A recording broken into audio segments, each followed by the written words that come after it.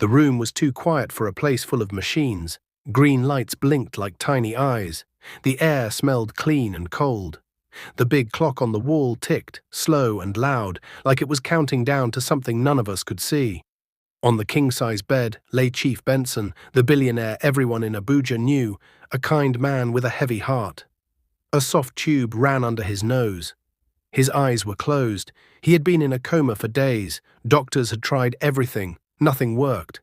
And that was the moment Amanda, the poor maid with a simple black and white uniform and a small white cap, stepped closer.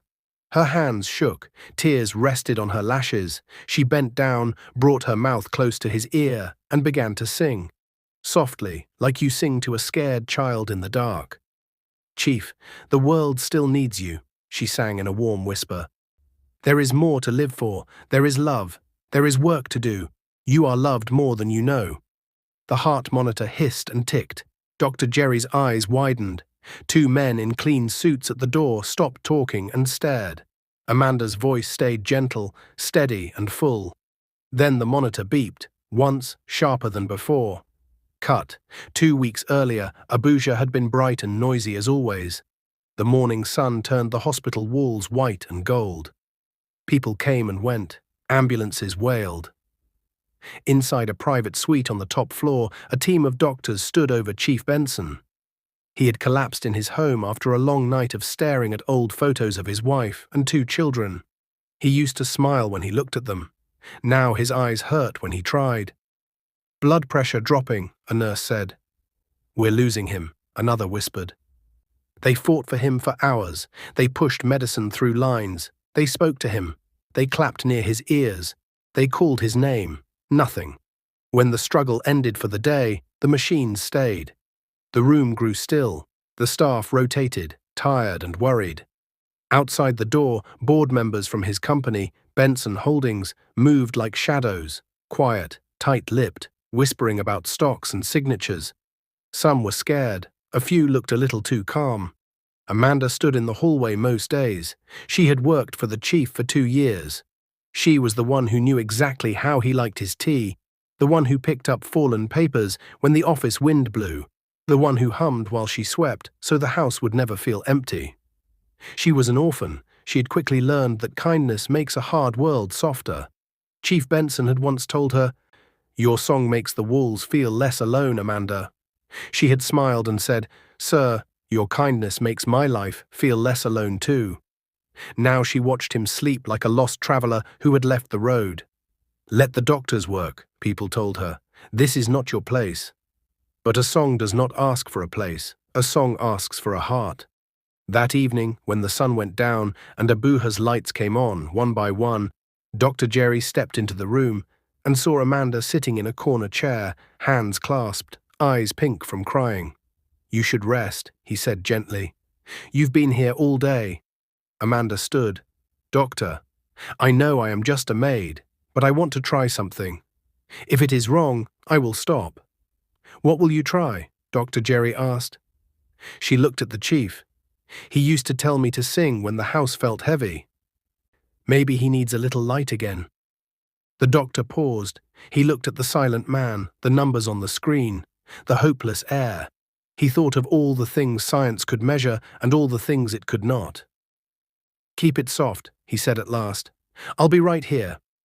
Outside the door, 2 men in suits talked in quick, hushed voices. "If he doesn't wake up soon, the company needs a temporary head," one said. "We have the papers ready," the other replied. "Once the doctor signs a note about his condition, we move." "Who will sign first?" the first man asked. "Me," the other said, almost smiling. "Then we sell the Port Harcourt lands." Quietly. They didn't know Amanda could hear through small cracks and long hallways. She wasn't a spy, but she had learned to notice the details that mattered, like when a cup was about to slip from a table or when a man's voice broke around the word family. She turned from the door and faced the bed. And then, in the quiet room, the song began. Her voice was soft, not big. It did not fill the room like a trumpet. It flowed like warm water. It carried hope like a little candle that refused to go out. "Chief," she sang, "the world still needs people like you. There is still more to life, even when your hands feel empty. There is love left for you. There is work left for you. You are loved more than you think." Her words painted small pictures of the driver's kids who waved at the chief each morning, of the old woman he helped at the market last Christmas, of the scholarships the company gave, of a future not yet written. Dr. Jerry stood very still. He had seen music calm newborn babies. He had seen it slow the breath of a man in pain. But this felt like something else. This felt like a key searching for a lock. "Please," Amanda whispered between lines, "find your way back." Beep. It was a clear sound, higher than the soft beeps before. Beep, beep. The rhythm on the monitor changed like a drummer learning a new song. Amanda did not stop. She sang the truth gently, like a friend taking another friend's hand in the dark. "You are not alone, Chief. Your wife would want you to live. Your children would want you to live. We need you. I need you. Come back." Outside the door, the two men paused in their whispers. "Did you hear that?" one said. "It's nothing," the other replied, but his voice didn't sound sure. Inside, the chief's fingers twitched, just a flutter, like a bird moving in its sleep. Amanda's breath caught. She moved closer and let her tears fall, warm and honest. "Chief," she breathed, "it's me, Amanda." Dr. Jerry leaned in, eyes bright now, shoulders tense. "Come on, sir," he said softly. "Follow that voice. Follow it back." The men in suits stepped into the doorway, faces stiff. "What is going on here?" one demanded. "Lower your voice," Dr. Jerry said without looking back. Amanda kept singing. The words were simple and full of light. "There is still a reason. There is still a door open. There is still a sunrise after the night." The chief's throat moved. A rough sound scraped out. A cough, small but real, like a locked gate trying to open. The oxygen line trembled. The monitors leaped. One long line broke into quick, strong peaks. "Doctor," a nurse whispered, stepping in with wide eyes. "Get me suction," Dr. Jerry said quickly, calm returning to his hands. "And call the team, now." Amanda's voice shook, but she did not stop. She wiped her face with the back of her hand and leaned so close her cap almost touched the pillow. "You are loved more than you think," she sang, barely above a whisper. "More than you think. Please come back." Another cough, a breath pulled in, deeper this time. The chief's eyelids fluttered. His chest rose, then fell, not like sleep, but like waking from deep water. The men in suits took a step back, as if the room itself had pushed them. The chief's eyes opened a little, two wet lines of brown finding the light. He blinked and looked around, weak and foggy, like a man who had been lost and found again. His gaze landed on Amanda's face, so close, tears shining on her cheeks, mouth trembling as she sang the last quiet line. He stared at her as if her voice had drawn a path on the floor and he had followed it home. And then, with a voice made of sand and rain, he tried to speak. "Tha." The door burst wider. A stack of papers slapped onto a clipboard. "Doctor, we need an official statement now," one of the men in suits said, forcing a thin smile. "For the board. For legal reasons." "Out," Dr. Jerry snapped, not raising his voice but leaving no space for argument. The chief swallowed. His lips moved again. "Thank you." His gaze locked on Amanda. Tears climbed into his eyes and spilled, slow and warm.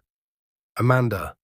For a heartbeat, the room forgot to breathe, and then every machine began to beep at once. Fast, loud, wild, numbers jumping in green and red, as if the hospital itself had just woken up. "Why are the numbers spiking?" the nurse cried.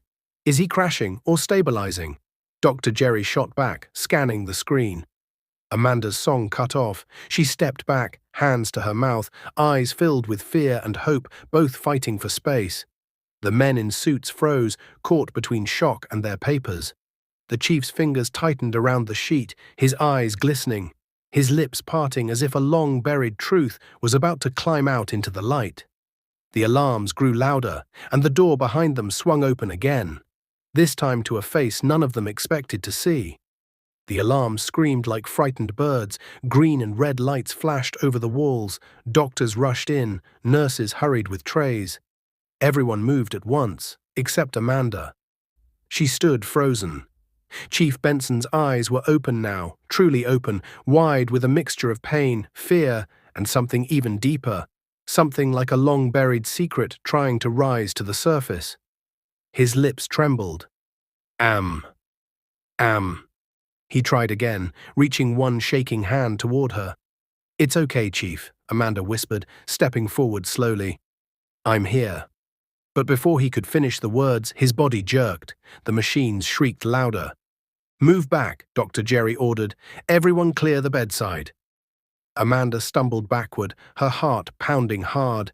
The two men in suits, Mr. Collins and Mr. Aid, pressed themselves against the wall, unsure what to do now that their plan was falling apart. The chief gasped for air, clutching the sheets. His heartbeat raced on the screen. Doctor, what is happening? A nurse cried. He's not crashing, Dr. Jerry said, eyes shifting quickly between the monitors. His body is trying to restart. This is a neurological response. His consciousness is returning too fast. Is that bad? Amanda asked in a tiny voice. It can be, Dr. Jerry said, but it can also be a miracle if he stabilizes. Amanda held her breath. She didn't blink. She didn't move. She prayed without words. 30 minutes later, after medicine, oxygen adjustment, and a team of specialists running in and out, the room finally grew calmer. The alarms slowed. The machines settled into a gentle rhythm. The red flashes turned soft green again. Chief Benson lay quietly now, breathing on his own, though still looking weak and confused. Dr. Jerry wiped his forehead. Amanda, come closer. He's stable. He wants to talk to you. Amanda's knees shook as she walked to the bed. The chief turned his head toward her. His eyes were soft with emotion. You, he whispered. Yes, sir, Amanda replied gently, holding his hand between both of hers. I'm here. A tear ran down the side of his face and into his ear. Amanda, thank you.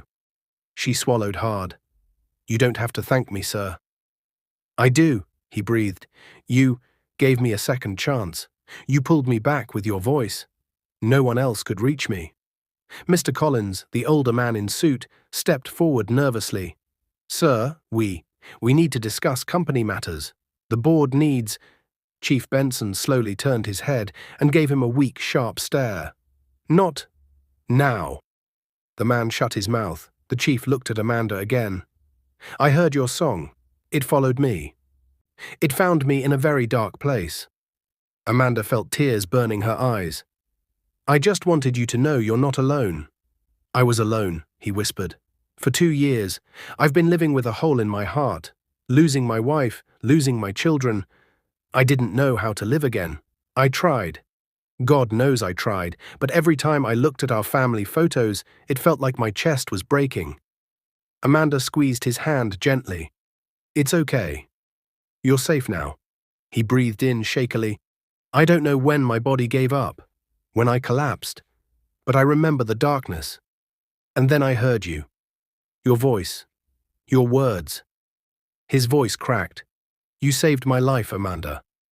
The entire room fell silent. Everyone felt that moment. And then, slowly, painfully, the chief lifted a trembling hand to wipe his own tears. But his fingers dropped halfway. Amanda quickly caught his hand. He looked at her with a broken smile. Thank you. My child. Amanda burst into quiet tears. Dr. Jerry stepped forward. Sir, you should rest. No heavy talking. Your lungs and nerves are still healing. Yes, the chief nodded weakly. But one thing first. His eyes searched the room until they landed on Mr. Collins and Mr. Aid. You two, he whispered. Both men swallowed hard. I know. Everything. They stiffened. What do you mean, sir? Mr. Collins asked, forcing a fake smile. The chief closed his eyes, remembering. In the darkness, I heard whispers. I heard greed. I heard plans to sell what I built. My ears were not dead. My body was sleeping. But my soul heard everything. Mr. Aid's hands trembled.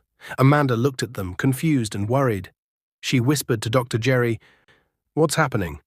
Company trouble, he replied quietly. Serious trouble. The chief took a shaky breath. We will talk about this. When I am stronger. The men nodded quickly, pretending they were relieved. But everyone in the room knew they had been caught, and it was only the beginning. Hours later, the hospital lights softened. Visitors left. Nurses whispered. Doctors walked quietly. The night in Abuja had settled like a warm blanket. Amanda sat beside the chief's bed, holding a chair close enough that her elbow almost brushed the mattress. "Sir, should I get you anything?" she asked softly. "No," he said. "Just stay." Amanda nodded. She knew loneliness very well, so she understood what stay really meant. After a long silence, the chief spoke again. "Amanda, how old are you?" 23. "Sir, and you finished school?" Amanda lowered her eyes. "No, sir. I only went as far as secondary school. I wanted more, but there was no money. After my parents died, I had no one." The chief nodded slowly. "You still dream of school?" Amanda looked up, surprised. "Yes, sir. I always dreamed of being a pilot." "A pilot," he whispered, his face lighting up just a little. "Why a pilot?" She smiled shyly. "Because whenever I saw planes in the sky, I felt like maybe life could take me higher too." The chief closed his eyes again, thinking deeply. "Amanda, when I get out of this bed, your life will never remain the same." She blinked. "Sir?" But before he could explain, before he could say one more word, the lights in the room suddenly flickered. The machines blinked. A cold gust swept across the room. Though the windows were closed, Amanda stood up fast. "Doctor! Nurse!" Dr. Jerry rushed in. "What happened?" The chief opened his eyes slowly, and then he turned his head toward the doorway, his expression tightening with something that looked like fear or recognition, because standing in the open doorway was someone none of them expected to see. Someone who should not have been there. Someone who carried answers the chief had almost taken to the grave. Amanda gasped. The chief's heartbeat spiked. Dr. Jerry froze, and the mysterious figure stepped inside the room. The doorway looked darker than the rest of the room, as if the shadows there were holding their breath. Amanda stood still. Dr. Jerry's hand tightened on his clipboard. Chief Benson's heartbeat rose on the monitor, the beeping becoming sharp and fast. The figure stepped fully into the light. It was Mrs. Amara Benson, the younger sister of Chief Benson's late wife. Her face was pale. Her eyes were red. Her hands held a small brown envelope close to her chest. "Auntie Amara," the chief whispered, shocked. "Amanda," he said softly, "help me sit up." Amanda hurried to raise the bed slightly. The chief grunted, but didn't stop her. His eyes stayed locked on the visitor. Dr. Jerry cleared his throat. "Ma'am, visiting hours ended 2 hours ago. How did you—" "I told the security that I am family," she said, her voice trembling. "Because I am." Amanda stepped back, her heart pounding. Mrs. Amara walked closer, each step slow and heavy.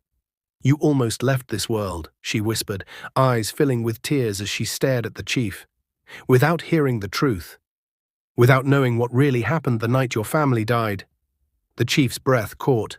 "Stop," he whispered. Don't bring it up." "I have to," she cried. "I came here because you deserve the truth before anyone silences me again." Amanda's heart jumped. Again? Silence? Why did she sound afraid? Mr. Collins and Mr. Aid, the men in suits, hovered near the hallway, watching from the crack in the door. Their faces stiffened when they saw the envelope. Mrs. Amara noticed them and stepped closer to the bed, lowering her voice. "They don't want you to hear this," she said. "They never did." The chief closed his eyes, pain twisting through his face. "Not now, Amara. My body is weak." She shook her head. "This cannot wait." Behind her, Mr. Collins whispered to Mr. Aid. She brought the documents. "We need to get them." "Not here, not now." But Amanda heard it, and she didn't like the sound of those whispers. Mrs. Amara pulled a chair close to the bed. Her hands trembled as she opened the brown envelope. Photos slipped out. Dark, grainy, printed quickly. "What is that?" Amanda whispered. "Security footage," Mrs. Amara said, "from the night of the fire." Every muscle in the chief's body went tight. Amanda froze. The chief's house fire. The tragedy that took his wife and 2 children. The night that broke him. The night that pushed him into the darkness Amanda later sang him out of. But the fire had always been explained as an electrical fault. Everyone believed it. Or almost everyone. Mrs. Amara reached for his hand. Brother-in-law, the fire was not an accident. The chief's face drained of color.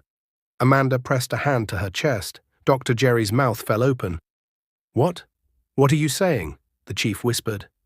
That someone set the fire, she said shakily, on purpose. Amanda felt the room spin a little. The chief trembled, gripping the sheets with his fist. No, Amara, stop. We already investigated. You investigated, she said sadly. But you did not see what they hid from you. She held up the first photo. It was blurry, but clear enough. A man dressed in dark clothes, walking around the back of the house with a red fuel container. Amanda gasped. The chief stared without blinking. That's not all, Mrs. Amara whispered. She held up a second photo. This time the man's face was half visible, a sharp jaw, a familiar haircut. A watch shining under the streetlight. Amanda's eyes widened. Mr. Collins, the man standing outside the door, shifted nervously. The chief stared at the photo, his breath shaking. No, he whispered, this can't be true. It is, Mrs. Amara said gently, and I fear they want you gone. Just like they wanted your family gone. The chief's voice broke into pieces. Amanda, please, hold my hand.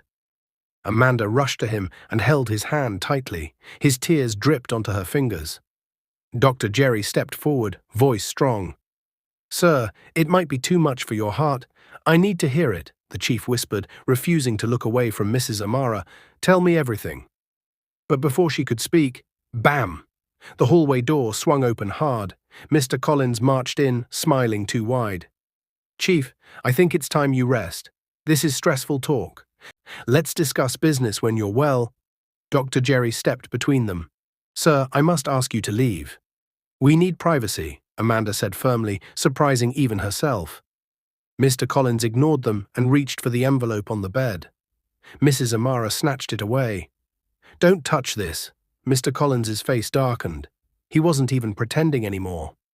This is official company business, he snapped. No, Amanda said, stepping in front of the chief like a shield.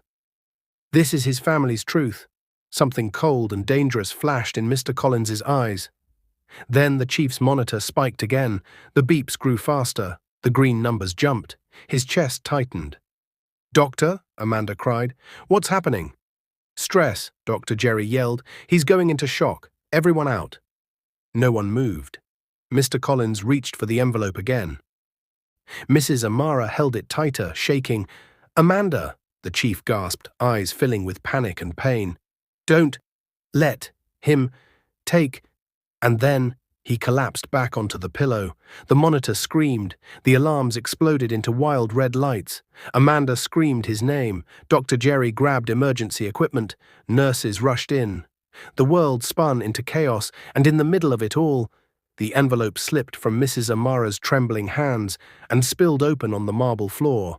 One more photo slid out, this one clearer, closer, sharper. Amanda saw it first. Her breath stopped. Her knees went weak. Because the face in the photo, the man carrying the fuel container, the man behind the fire, the man who destroyed the chief's family, was someone they all recognized, someone who had been standing inside that room all along. She pointed, voice cracking, Doctor, Chief, look. The photo was unmistakable. It was Mr. Aid, the second man in the suit, the one who had been smiling quietly in the corner for days. The true villain had been standing beside them the whole time. Mr. Aid's face went pale. He turned toward the door, and then he ran. Security, Dr. Jerry shouted. Stop him. But before anyone could move, the chief's heartbeat dropped dangerously low. Amanda clutched his hand. Chief Benson, please, don't leave again, please. Dr. Jerry grabbed paddles and yelled to the nurses, prepare to shock, now. And the chapter ends here, with a man fleeing for his life, a billionaire fighting for his breath, and a poor maid holding onto him like her own heart might break. Chaos filled the hospital room. Nurses rushed around the bed. Machines screamed. A cold blue light flashed across the chief's face as Dr. Jerry lifted the defibrillator paddles. Amanda, step back, he shouted. But Amanda didn't move far. She held the chief's weak hand, whispering, please, sir, hold on. Don't leave again. Don't leave me. His heartbeat dropped. Beep, beep, Beep! A long, flat tone. No, Amanda cried. Dr. Jerry slammed the paddles together. Charging, clear. Bam! The chief's chest jerked. Nothing. Amanda felt her whole world collapsing again. Tears streamed down her cheeks. Mrs. Amara stood against the wall, shaking. Again, Dr. Jerry ordered. Charging, clear. Bam! The room held its breath. A tiny sound broke through. A faint, shaky beep. Then another. The line rose, dipped, rose again. He's coming back, a nurse whispered. Amanda pressed both hands to her mouth and sobbed with relief. But the danger wasn't over. Outside the room, Mr. Aid sprinted down the polished hallway. His footsteps echoed. His suit jacket flapped behind him like wings of guilt. Security guards shouted from behind, "Stop him! Block the stairs! He's running!" But Mr. Aid was fast and desperate. He crashed through the emergency exit, pushing the metal door so hard it slammed like thunder behind him. Rain poured outside, cold, heavy. Lagos storm kind of rain. He ran into it like someone running from judgment itself. Lightning cracked, thunder rolled. And somewhere far behind, alarms continued to scream from the VIP ward. Back inside the hospital, Amanda held the chief's hand tightly. His eyes fluttered open, weak but alive. "Sir," she whispered, tears dripping onto his fingers, "you're back." The chief looked at her like she was the only light left in a dark world. Then he closed his eyes painfully. "My family. The fire," he whispered shakily. "It wasn't an accident. He wanted to—" His voice broke. The truth hurt too much. Mrs. Amara placed a soft hand on his leg. "You didn't want to believe it then. You tried to trust the people who worked with you. But they never deserved your trust." Amanda asked gently, "How long have you suspected something?" The chief swallowed. "Since the company audit 6 months ago. Something felt wrong. Files were missing, deals were changed behind my back. And the night of the fire, the investigators found a broken lock near the back gate, but they told me it was nothing." His voice shivered. "But it wasn't nothing." Amanda squeezed his hand. "Sir, you're not alone anymore. We will figure this out together." A nurse pushed a sedative dose forward. "He needs rest," Dr. Jerry said. "If his heart rate stays high, we risk losing him again." The chief shook his head weakly. "No sleeping medicine, not yet. I need to be awake." "Sir," Dr. Jerry began. The chief looked straight at him, steady and firm. "If I sleep now, I may not wake up. Not while a killer is trying to erase the truth." The nurse stepped back. Dr. Jerry sighed, defeated. "I'll let you stay awake. But only for a little while." Amanda stayed beside him, refusing to sit. Her eyes were swollen, her hands shook. But she didn't let go of him. He had saved her from poverty. Now she would save him from fear. 20 minutes later, the hospital security radio crackled. "Suspect spotted outside the parking lot. He's heading toward the back gate. We're losing visual." "Where is he?" "He's gone." Amanda stiffened. "He escaped?" she whispered. Mrs. Amara covered her mouth in fear. "What will he do now? He knows the photos are out. He will try to destroy everything." The chief sighed painfully. "He will run, he will hide, but he will not get far. Guilty men run in circles until the truth catches them." Amanda nodded, but the fear in her belly didn't settle, because she knew something the others hadn't noticed. When Mr. Aid fled, he didn't just run. He looked back through the door, and his eyes landed on her. His expression said something she would never forget. "You ruined everything, and I will come for you." Amanda shivered, but she didn't say it aloud. The chief needed strength, not fear. Nurses dimmed the lights, the storm outside softened. For a moment, the room felt calm again. Amanda whispered, "Sir, maybe you should rest now. Just a little." He nodded slowly. "I will.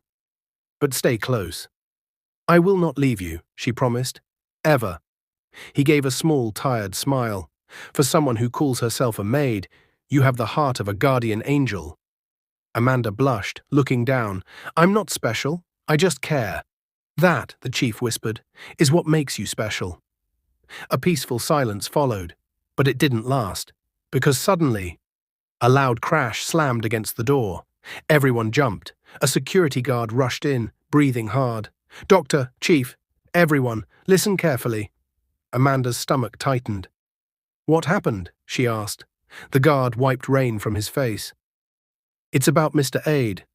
The chief's fingers curled into Amanda's hand. Did you catch him? Dr. Jerry asked. The guard shook his head. No, it's worse. Amanda's heart thudded. What do you mean? She whispered. The guard looked at them with wide, frightened eyes.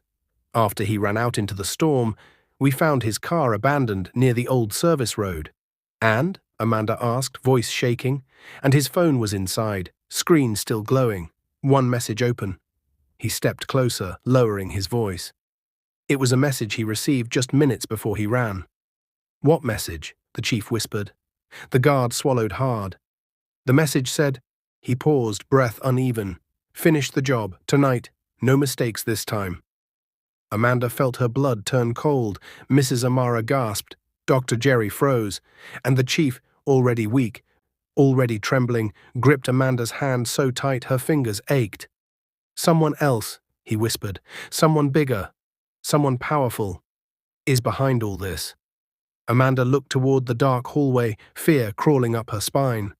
Because the message meant only one thing, Mr. Aid was not the real enemy. He was only the tool. The real mastermind was still out there, and they wanted the chief dead tonight. Rain still tapped against the hospital windows like hurried fingers trying to warn them of danger outside. The room felt smaller, the air felt colder. Amanda's heartbeat echoed in her ears. The guard's words repeated again and again. Finish the job. Tonight. Chief Benson tried to sit up, but his weak muscles trembled with pain. Amanda, he whispered, squeezing her hand with fear. Someone wants me dead. We won't let that happen, she said, her voice firm, even though her knees were shaking. Mrs. Amara wiped her eyes. Who could be behind this? Why now? Why after everything? Dr. Jerry folded his arms, thinking fast. Mr. Aid might have been the one who set the fire, but someone else gave the order, someone close, someone with much to gain if the chief dies. Amanda turned toward the door, her mind racing. Who knew the chief's schedule? Who knew his weakest moments? Who knew when he was alone? Who could manipulate Mr. Aid into doing something so evil? Her eyes widened slowly. She finally remembered. The paused elevator ride, the morning the chief collapsed, the strange phone call she overheard in the hallway. The man who ordered staff out of certain rooms, the sharp look he gave when the chief spoke about rewriting his will. It all connected. Amanda whispered, Doctor, Auntie Amara, Chief, there is only one person who knew your family would be home that night. Someone who knew the back gate had a broken lock. Someone who was here the night you fell into a coma. Someone who stands to gain everything. The chief's eyes opened wider. You don't mean... Just then, the door creaked open, a slow, soft sound. Too soft for a visitor, too controlled for a nurse. Amanda's heart stopped. Mrs. Amara gasped. Dr. Jerry stepped in front of them protectively. A tall silhouette stood in the doorway. Slicked with rain. Suit darkened by the storm outside, expression unreadable in the dim light. Then he stepped forward into the glow of the hospital lamp. It was Mr. Adekunle Martin, the chief's deputy CEO, his most trusted employee, the man the chief treated like a younger brother, the man who stood to inherit control of the company if the chief died. Amanda felt sick. It all made sense. Why? She whispered. Why do this? Mr. Martin closed the door behind him with a calm, chilling click. Rainwater dripped from his sleeves. His footsteps were slow. Too slow. He smiled, but there was nothing warm in it. You're smarter than you look, Amanda, he said gently. I didn't expect a maid to connect the dots. Amanda's hands trembled. Dr. Jerry stepped forward, shielding the chief. Sir, leave this room now, or I call security. You already did, Mr. Martin said calmly, but the storm knocked out their signal. No one is coming. Mrs. Amara gasped. You monster. Mr. Martin ignored her. He walked closer to the bed, looking down at the weak chief as if inspecting something he already owned. You survived the fire, he said quietly. You survived the coma. You survived what should have killed you twice. The chief shook with anger and sorrow. Why would you destroy my family? Why would you try to destroy me? Mr. Martin laughed softly, like someone laughing at a child's question. Because you were going to make Amanda your legal heir. Amanda's mouth fell open. What? Sir, I never. The chief looked confused. I never wrote such a will. You planned to, Mr. Martin said, and you told someone you trust, someone who told me. The board whispered it. The lawyers whispered it. You were planning to give everything to that maid. He pointed at Amanda like she was an enemy. Amanda stepped back, tears filling her eyes. Sir, I never asked for that. I never wanted. I know, the chief whispered. I know, my child. I would never give you such a burden without telling you. Mr. Martin's eyes hardened. But whether she wanted it or not, your kindness ruined everything. Your heart has always been your weakness, Chief. He reached into his pocket. Amanda froze. Dr. Jerry lunged forward. Don't! But it was too late. A glint of metal appeared. Not a gun, not a knife. Something worse, a syringe filled with a clear liquid. Dr. Jerry gasped. That's potassium chloride. A single push will stop his heart. Amanda screamed, No! Mr. Martin stepped toward the chief, raising the syringe.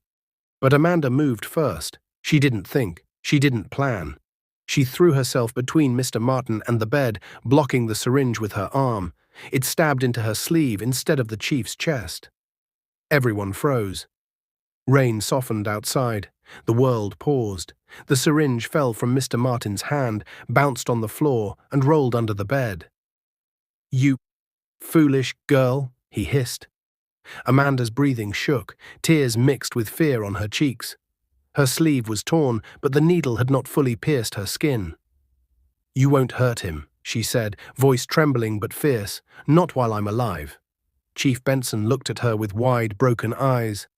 Amanda, he whispered, his voice cracking, why would you risk your life for me? She swallowed hard, because no one had ever protected her. Because no one had ever loved her without asking for something in return. Because Chief Benson had given her dignity when the world gave her pain. Because you're worth saving, she whispered.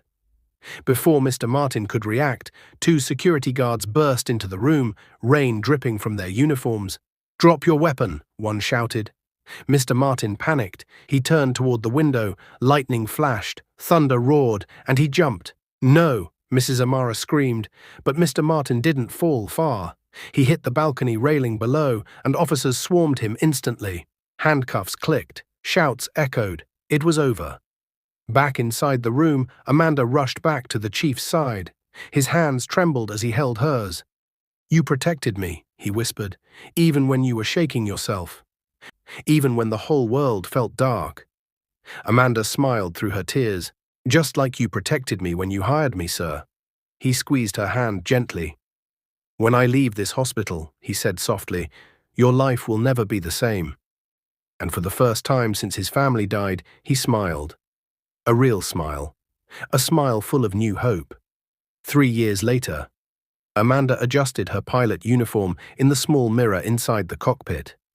The sky outside was bright blue, passengers boarded, flight attendants prepared, and in the first-class cabin sat Chief Benson, strong, healthy, proud, and crying softly as he watched Amanda take her seat. This was her first official flight as Captain Amanda Williams. My girl, he whispered, wiping his eyes. You made it. The plane lifted off smoothly. Hours later, they landed in Port Harcourt. Months passed. Amanda met Johnson at a tech conference. 3 months later, Chief Benson walked her down the aisle with tears of joy. 2 years later, a newborn baby cried gently in her arms. Chief Benson carried the baby, little Jonathan, his hands shaking with love. My dear Amanda, he whispered, tears rolling down his cheeks, thank you for giving me reasons to live again. And Amanda smiled because she finally knew. Some people are not in your life by accident.